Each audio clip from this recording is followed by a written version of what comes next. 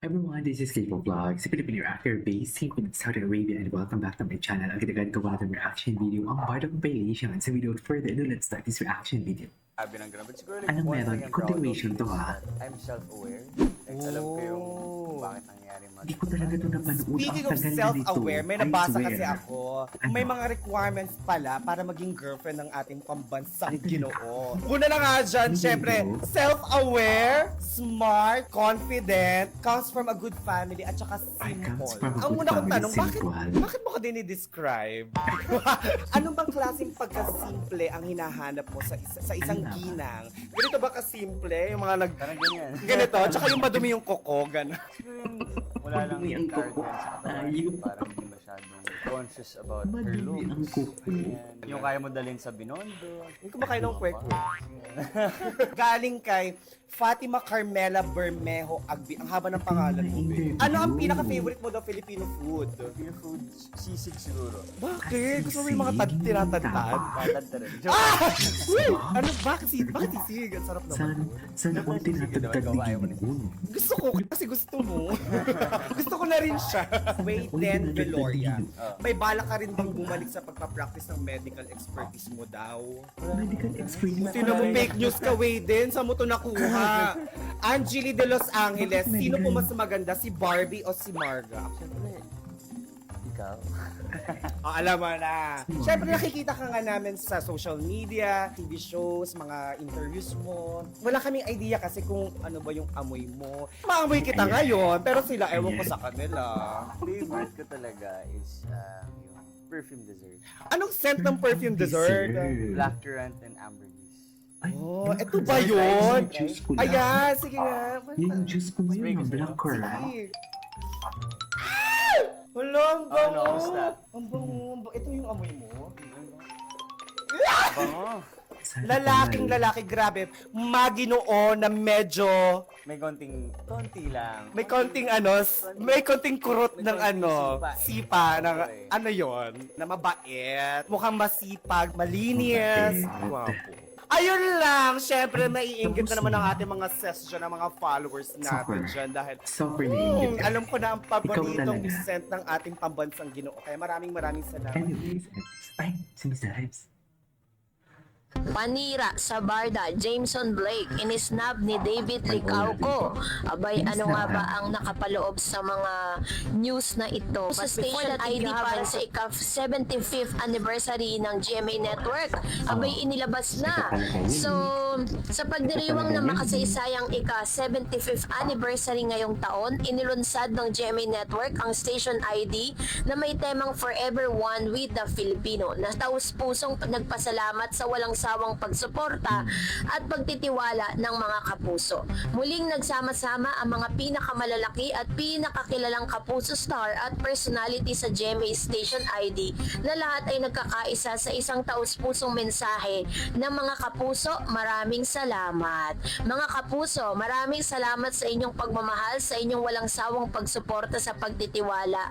Patuloy nyo ibinibigay sa inyong matatamis na ngiti, sa mahigpit nyong yakap na damang-dama naming lahat at sa inyong pagtanggap sa amin sa inyong puso at tahanan. So mapapanood na po ang GMA Network 75th Anniversary Station ID sa kanilang official YouTube channel at GMA Network at Facebook page, at bisitahin nyo na rin ang www.gmanetwork.com. So, eto na, pag-usapan natin ang ilan sa mga nagba-viral na news patungkol dito kay David Licauco, ano? Dahil sinasabi po ng ilan na panira sa Barda si Jameson Blake, kaya naman may pangi-snub na naganap itong si David Licauco.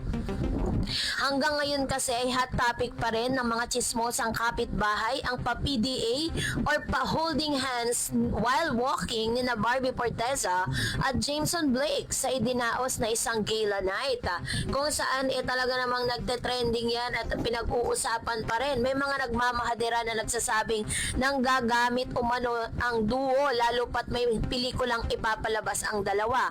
Ayon naman sa mga tweet ng mga chismosang kapitbahay, imbyer na raw ang mga fans ng Barda kay Jameson. Katunayan, may mga nagdadalawang isip na Ako naman, hindi naman ako embarrassed.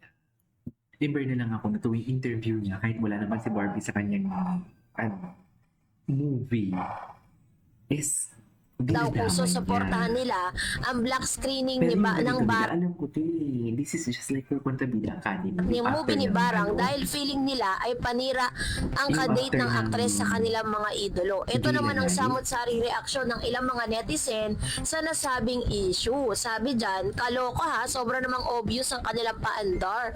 Heard nga na maraming fans ang naiinis kay Jameson dahil panira siya sa Barda.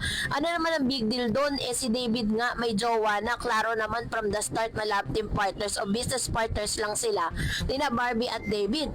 Parang hindi galawang close friends yan. Galawang promo kamo. Totoo ba na inisnab ni David sa Jameson sa gala?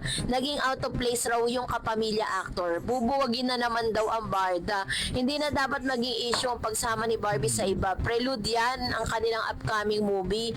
Need na mapag-usapan para umigay ang movie. So yan ang ilan sa mga komento at ilan sa mga masasabi natin na talagang naging reaksyon ng mga netizen patungkol dito. Kasi may mga nagsasabi po kasi kung tutuusin na parang medyo off naman talaga na alam naman ni Jameson Blake na magkasama si Barbie Fortesa at si David Licauco.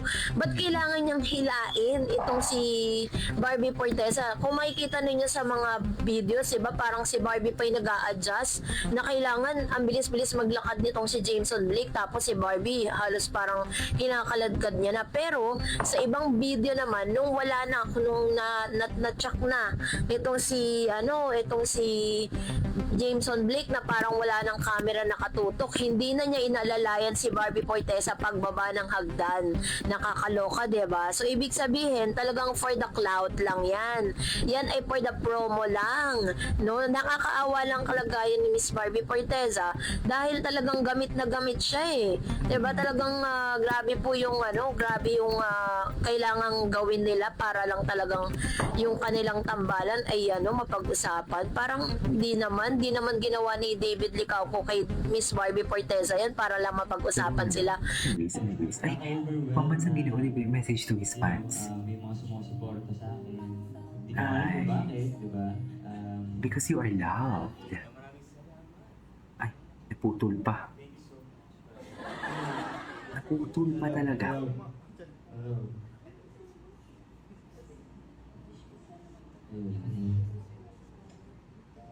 Yun, so thank you so much sa lahat ng pumunta dito. Lahat ng tweets, ng mga TikTok videos, comments. Nababasa ko na, super appreciate you all. And Ayan. How about Ayan. sa mga crowd ngayon na umattend ngayon? Ano naman? ayun, maraming salamat dahil alam ko na busy kayong lahat. And dito pa rin kayo, diba? So, maraming salamat. This day, the past few weeks have been really busy for me. Ayun. So, Ay, iyak siya. medyo hindi Oo nga.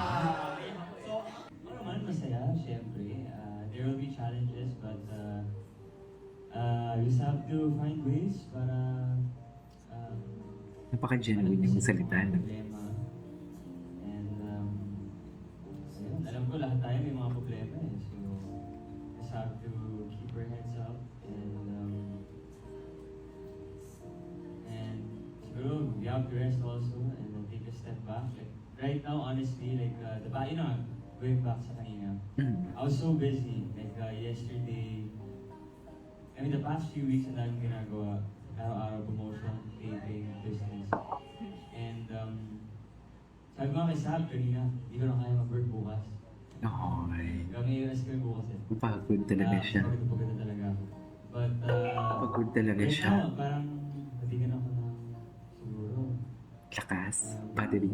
Napaalala sa akin kung bakit ko ginagawa. Yes. Diba? So, thank you so much. I'm blessed to inspire people and thank you so much. Anyways, it is all for today's video from Barda Compilation. This is Kim Vlogs. See you in my next vlog. Bye.